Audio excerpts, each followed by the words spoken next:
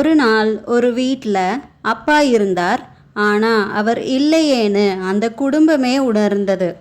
நீங்கள் உங்கள் குடும்பத்துக்காக வேலை செய்கிறீங்க, ஆனால் உங்கள் குடும்பம் உங்களுக்காக காத்திருக்குதா? ஒரு குழந்தை தன்னோட அப்பாவை தினமும் பார்க்குது, ஆனால் அவனுக்கு பேச நேரம் கிடைக்கலன்னா அது என்ன வாழ்க்கை? நம்மோட வாழ்க்கையில் சில நேரங்கள் நம்மளை உடைக்க முயற்சிக்கும், சில நேரங்கள் நம்மளை சோதிக்கும். ஆனால் ஒவ்வொரு சோதனையும் நம்மளை உருவாக்கத்தான் வருது. வணக்கம். இந்த சேனலில் வர்ற ஒவ்வொரு கதையும் உங்கள் மனசை தொட மட்டும் இல்லை, உங்கள் வாழ்க்கையை மாற்ற வருது. இங்கே நீங்கள் கேட்குற கதைகள் மனிதர்களோட அனுபவம் மட்டும் இல்லை, உங்கள் வாழ்க்கையோட பிரதிபலிப்பு. ஒரு கதை, ஒரு மாற்றம். நீங்கள் தனியாக இல்லை, உங்கள் கதைக்கு நான் குரல். வாங்க இந்த பயணத்தை ஒன்றா தொடங்கலாம். இன்னைக்கு நான் சொல்ல போகிற கதை ஒவ்வொரு வேலைக்கு போகும் பெற்றோரும் கேட்க வேண்டிய கதை. சென்னையில் ஒரு அப்பார்ட்மெண்ட்டில் ராகவன் 38 வயது நிரம்பியவர். ஐடி நிறுவனத்தில் சீனியர் ப்ராஜெக்ட் மேனேஜர். அவர் ஒரு ஹார்ட் ஒர்க்கிங் அண்ட் ரெஸ்பான்சிபிளான பர்சன். அவரோட மனைவி மீனா வீட்டு பக்கத்தில் இருக்கிற ஸ்கூலில் டீச்சர். ரொம்பவும் அமைதியாக புரிஞ்சு நடந்துக்கிறவங்க. ஆனால் சைலண்ட்டாக நிறைய விஷயங்களில் ஹர்ட் ஆவாங்க. இவங்களுக்கு ஒரு பையன் இருந்தான், பேர் யாதவ். 10 வயதான நல்ல எனர்ஜெட்டிக் கிரிக்கெட் லவர். அவனுக்கு தன்னோட அப்பாவோட கிரிக்கெட் விளையாட ரொம்பவும் பிடிக்கும். ஒரு பொண்ணு நிவேதா, 6 வயசு. அவளுக்கு படங்கள் வரைகிறது ரொம்பவும் பிடிக்கும். அப்பா தான் அவளோட உலகம். ஒரு நாள் காலை 6 மணி மீனா ராகவனை எழுப்ப முயற்சி பண்ணுறாங்க. ராகவ் அலாரம் அடிக்குதுன்னு சொன்னாங்க. கண்களை கூட திறக்காம இன்னும் 5 நிமிஷம்னு சொல்லி கடைசியாக 6:45க்கு அவசரமாக எழுந்து ஃபோனை செக் பண்ணுறாங்க. இமெயில்ஸ் அண்ட் மெசேஜஸ் பார்த்துட்டு ஆஃபீஸ் குரூப்பில் சேட் பண்ணிவிட்டு டைம் போய்கிட்டு இருக்குது. குழந்தைங்க டைனிங் டேபிளில் வெயிட் பண்ணிட்டு இருக்காங்க. அப்பாவை பார்த்ததும் நிவி ஓடி போய் அப்பா கிட்ட பேசுகிறா. அப்பா, நான் நேற்று ட்ராயிங் போட்டேன், எனக்கு தான் ஃபஸ்ட் ப்ரைஸ் கிடச்சிது. ராகவன் எப்படி பதில் சொன்னான் தெரியுமா? ஃபோனை பார்த்துட்டே சூப்பர்டா, வெரி குட்னு.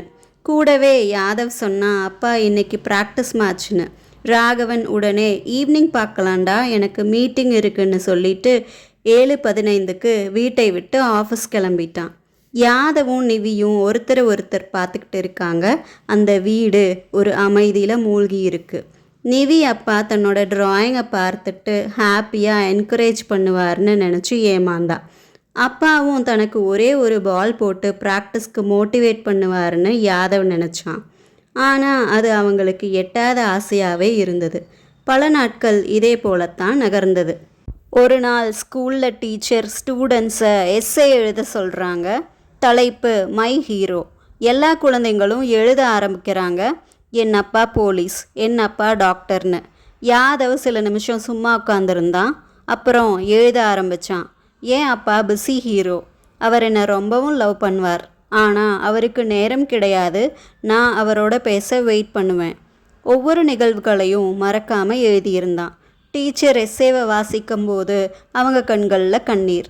அந்த எஸ்ஸேவை வீட்டுக்கு கொடுக்குறாங்க. மீனா அதை படிக்கிறாங்க.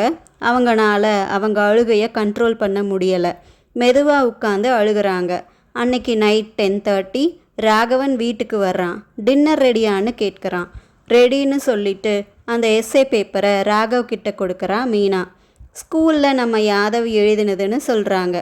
ராகவ் டயர்டில் அதை முழுசாக படிக்கவே இல்லை.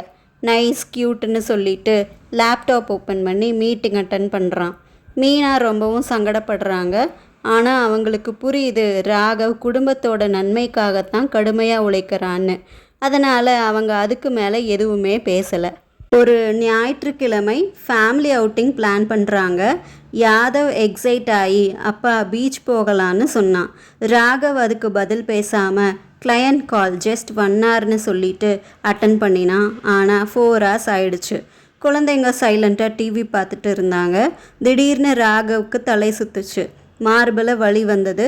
மீனா பயந்து ஆம்புலன்ஸ்க்கு கால் பண்ணுறாங்க. உடனடியாக ராகவ் ஹாஸ்பிட்டலில் அட்மிட் பண்ணுறாங்க.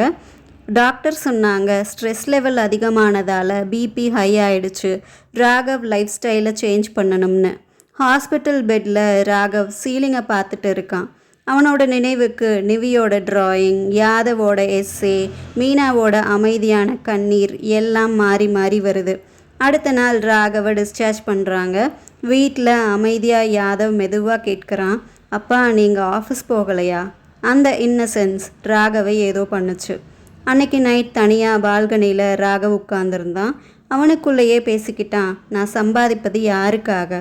நான் இல்லைன்னா இந்த குடும்பம் என்ன செய்யும்? நான் இருக்கேன், ஆனால் உண்மையிலேயே இருக்கேனாங்கிற மாதிரி பல கேள்விகள் ராகவ் மனசில் ஓடிச்சு. உடனே அவன் ஒரு முடிவெடுத்தான். ஒரு வாரத்துக்கு பிறகு ஆஃபீஸில் பாஸ் சொன்னார், ஒரு புது ப்ராஜெக்ட் ராகவ், நீங்கள் ஹேண்டில் பண்ணுங்கன்னு. ராகவ் அமைதியாக, சார் என்னோட பெஸ்ட்டத்தை கொடுக்குறேன், ஆனால் 7 மணிக்கு மேலே கால்ஸ் அவாய்ட் பண்ணணும், ஒர்க் லைஃப் பேலன்ஸ் பண்ணணும். பாஸ் ஆச்சரியப்பட்டார், ஆனால் ராகவோட ஐடியாவை ஏற்றுக்கிட்டார். ஒரு நாள் சாயங்காலம் 6:30 காலிங் பெல் அடிச்சது. கதவு திறந்ததும் குழந்தைங்க ஷாக் ஆயிட்டாங்க. அப்பா வந்துட்டாரா? ராகவ் ஃபோனை சைலண்டில் வைக்கிறான். யாதவ் கிட்ட சொன்னான், இன்னைக்கு கிரிக்கெட் மேட்ச்டா, வா விளையாடலாம்னு. யாதவ் ரொம்பவும் ஹாப்பி ஆயிட்டான். எல்லாரும் சேர்ந்து கிரிக்கெட் விளையாடுறாங்க. அடுத்த நாள் நிவி உடனே தன்னோட டிராயிங்கை ஓடி வந்து அப்பா கிட்ட காட்டுறா. ராகவ் அந்த டிராயிங்கை கண்ணுமிக்காமல் கொஞ்ச நேரம் பார்த்துட்டு இருந்தான். அப்புறம் சொன்னான், வாவ் நிவி, சூப்பராக கலர் பண்ணியிருக்க, என்னோட ஆஃபீஸ் பேக் எடுத்துகிட்டு வான்னு சொன்னான். நிவி ஓடி போய் கொண்டு வந்தான். ராகவ் பேக்லேருந்து கலர் கிட் எடுத்து கிஃப்ட் பண்ணினான். நிவி குட்டி ரொம்பவும் ஹாப்பி ஆகிட்டா. சந்தோஷத்தில் அவளோட கிஃப்டை எல்லாத்துக்கும் காட்டி ரொம்பவும் ஆனந்தத்தில் இருந்தாள். அந்த நாளில் இருந்து வந்த ஒவ்வொரு டின்னரும் ஃபோன் இல்லாமல் சிரிச்சுக்கிட்டு சந்தோஷமாக மொத்த குடும்பமும் டைம் ஸ்பெண்ட் பண்ணினாங்க. சண்டேஸில் எல்லோரும் சேர்ந்து ஃபேமிலி சைக்கிளிங் போனாங்க. நிறைய செல்ஃபீஸ், நிறைய ஹாப்பி மெமரிஸ் அவங்க வாழ்க்கையில் இருந்தது. ஒரு மாதத்துக்கு அப்புறமா ஸ்கூல் ஆனுவல் டேயில் யாதவ் ஸ்டேஜில் ஸ்பீச் கொடுத்தான். என் ஹீரோ என் அப்பா, அவர் எப்போவும் பிஸி இல்லை, எங்களோட இருக்கார். ராகவ் ஆடியன்ஸ் சீட்டில் உட்கார்ந்துருந்தான். அவனுக்கே தெரியாமல் கண்களில் ஆனந்த கண்ணீர். மீனா ராகவ் கையை பிடிச்சாங்க. ராகவ் உணர்ந்தான், சக்ஸஸ் ஒரு ப்ரமோஷன் இல்லை, நம்மோட ப்ரெசன்ஸ் தான் சக்ஸஸ்னு. பணம் முக்கியம்தான், ஆனால் அதை விட நேரம் முக்கியம். உங்கள் குழந்தைங்க உங்களை நினைவில் வச்சுக்கிறது நீங்கள் வாங்கி கொடுக்குற டாய்ஸை மட்டும் இல்லை, நீங்கள் அவங்க கூட ஸ்பெண்ட் பண்ணுற மொமெண்ட்ஸையும் தான். ஆஃபீஸ் உங்களை ரீப்ளேஸ் பண்ணும், ஆனால் ஃபேமிலி? இப்போது உங்ககிட்ட நான் ஒரு கேள்வி கேட்குறேன். உங்கள் குழந்தை 10 நிமிஷம் பேசலாமான்னு கேட்டால் நீங்கள் என்ன செய்வீங்க? இந்த வீக்கெண்ட் ஒரு ஃபேமிலி அவுட்டிங் பிளான் பண்ண போகிறீங்களா? கமெண்ட் பாக்ஸில் கமெண்ட் பண்ணுங்கள். நான் என் குடும்பத்தோட நேரத்தை செலவு செய்வேன்னு. ஒரு பிஸி ஹீரோக்கு இந்த வீடியோவை ஷேர் பண்ணுங்கள். இந்த மாதிரி கதைகளுக்கு சேனலை சப்ஸ்கிரைப் பண்ணுங்கள்.